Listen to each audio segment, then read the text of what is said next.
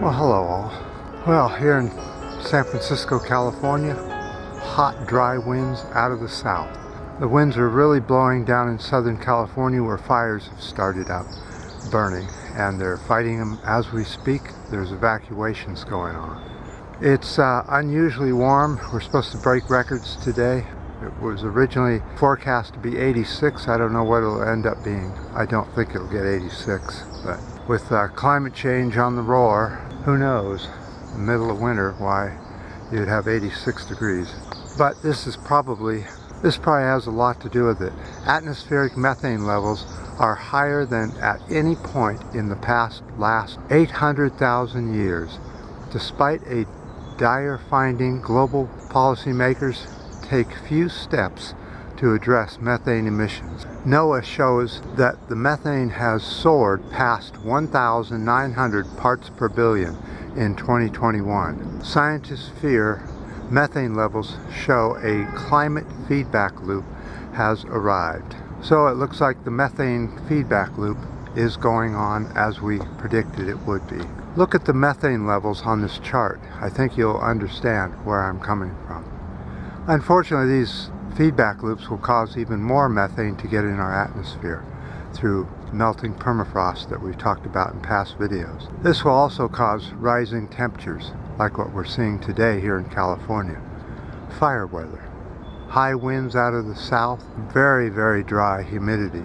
What are the main causes of methane from humans and other natural causes? Oil and gas emissions, landfills, livestock, and active microbes in wetlands.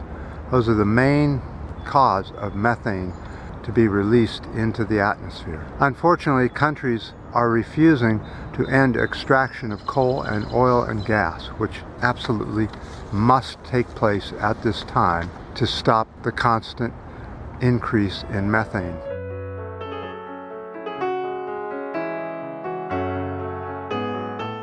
Even if we were to stop all of the climate causing emissions, we would still have a problem on our hands. But can you imagine in 50 years what this planet will be like? It didn't take very long to get this hot. Another 50 years, 40 years, it's just going to be unbelievably horrible. And our children will have to live through this, and their children. You and I will have to live through the beginning of it, but after a while we won't have to worry about it because we'll all be dead.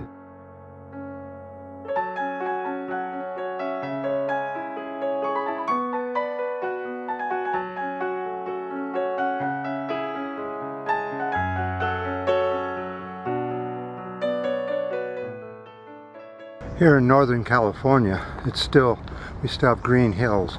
However, there are signs that the hills are starting to dry out.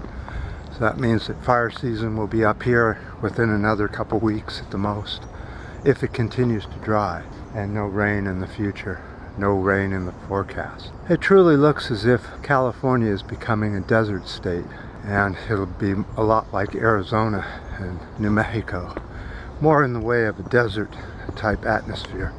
And we'll lose all of our lovely redwoods and all the native vegetation that's here. And whose fault is this? It's all of our fault. Every one of us is contributing to climate change just in the way we're living, because there's no other way to live right now. Who wants to give up the luxury of having a heated home in the winter and a car to drive wherever you want to go? Airplanes to take you anywhere on the globe.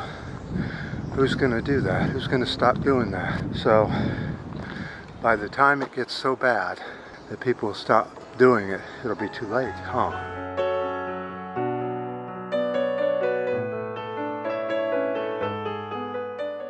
Now, on my last video, I made a mistake.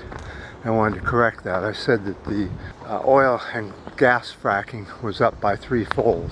What it should have said was, it's up by 5-fold. My mistake.